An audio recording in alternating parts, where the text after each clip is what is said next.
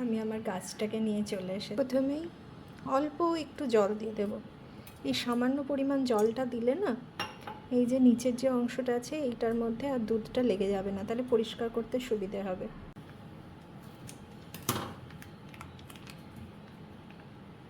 এই যে দুধটা আমি ঢেলে দিলাম।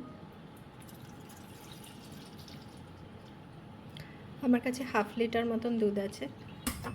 গ্যাসটা জ্বালিয়ে দুধটা বসিয়ে দিলাম। দুধটা গরম হচ্ছে, এর মধ্যে 2টা এলাচ দানা দিয়ে দিলাম। আজকে যে পায়েসটা বানাচ্ছি সেটা খেতেও খুব ভালো লাগে আর খুব সহজেই হয়ে যায়, খুব বেশি তামঝাম করতে হয় না। আর এদিকে আরেকটা কড়াই বসিয়ে তার মধ্যে কিছুটা ঘি দিয়ে দিলাম। ঘিটা গরম হলেই এই এতটা সিমুই এর মধ্যে দিয়ে দেব।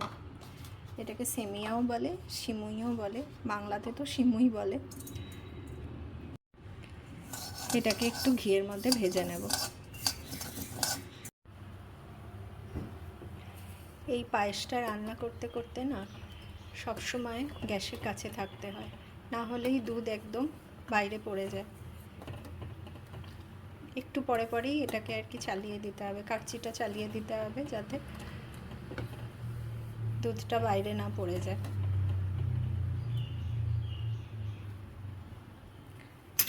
এখনো ভাজাটা চলছে, অলমোস্ট হয়ে গেছে।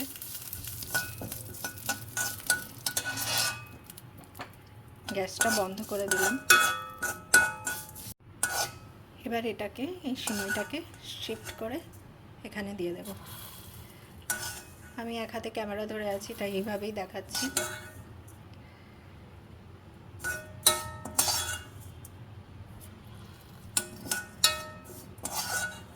এটা ঘি না দিয়ে ভেজেও ভালো লাগে খেতে। একটু ভালো করে নাড়িয়ে দিলাম, তারপরে আরও কিছুক্ষণ এটাকে ফুটতে দেব। কয়েকটা কাজু নিয়েছি, বেশি নিইনি কারণ দুধের পরিমাণটাও কমই আছে, খুব বেশি নেই। এটাকে আমি এরকমভাবে ছাড়িয়ে নিচ্ছি। কয়েকটা কিশমিশ দিয়ে দিলাম।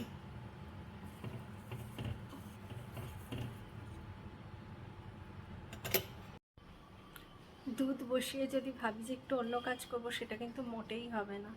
আজকে দুধের পরিমাণটা অনেকটাই কম, খুব কম করেই বানাচ্ছি, কারণ এটা তো প্রসাদ হিসাবে বানাচ্ছি। তাই দুধের কোয়ান্টিটি যখন আরেকটু কমে যাবে তখন গ্যাসটা অফ করতে হবে। আমি পায়েস রান্নাটা কার থেকে শিখেছিলাম জানো তো? আমার দিদির থেকে। আমার দিদি খুব ভালো পায়েস রান্না করে, তো ওর থেকেই শিখেছিলাম। যখন আমি মানে চাকরি করে কলকাতা থেকে যেতাম আমার দিদির বাড়িতে, তখন দিদি মাঝে মাঝে এরকম রান্না করে রেখে দিত, তো তখন গিয়ে খেতাম, আমার খুব ভালো লাগতো।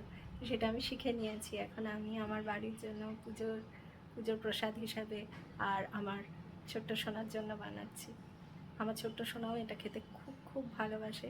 আমি মাঝে মাঝে ওকে বানিয়ে দিই, এইভাবেই ও খায়। কিন্তু যে কোনো ছোটো বাচ্চাকে কিন্তু এইভাবে বানিয়ে দিলে ভীষণ ভালো হবে। এখনও একটা জিনিস দিতে বাকি আছে, সেটা আমি পরে দিচ্ছি। এইরকম চামচের 2 চামচ মতন আমি মিছরি দিচ্ছি। এতে চিনিও দেওয়া যায়, বাট আমি মিছরি দিচ্ছি। আমার কাছে মিছরি অ্যাভেলেবেল আছে, এই জন্য মিছরি দিচ্ছি।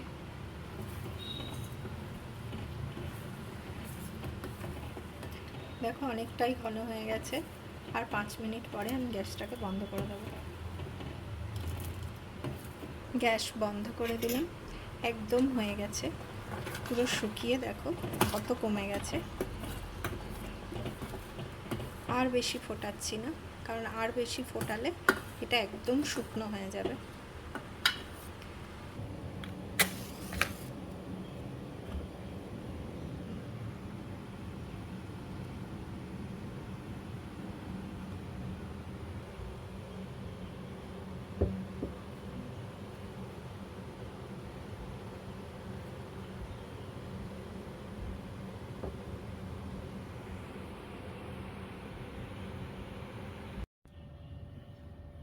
ছেলের জন্য একটু রান্না করতে শুরু করলাম। আগে থেকেই চাল ডাল একটু ধুয়ে রেখে দিয়েছিলাম, সেটা দিয়ে দিলাম।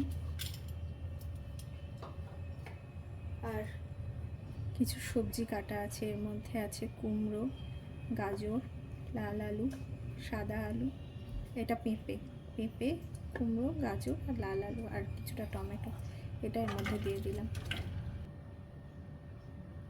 একটু নুন দিলাম, একটু হলুদ দিলাম,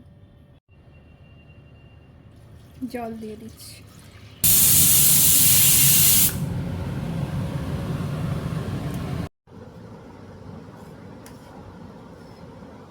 গীতাংশ ঠিক করেছো আমার কোলে বসেই খাবে এখন, কোল থেকে নামবে না, রুম থেকে উঠে এসছে, কোল থেকে আর নামছে না। কতবার বললাম চেয়ারে বস, চেয়ারে বস, চেয়ারে বসবে না।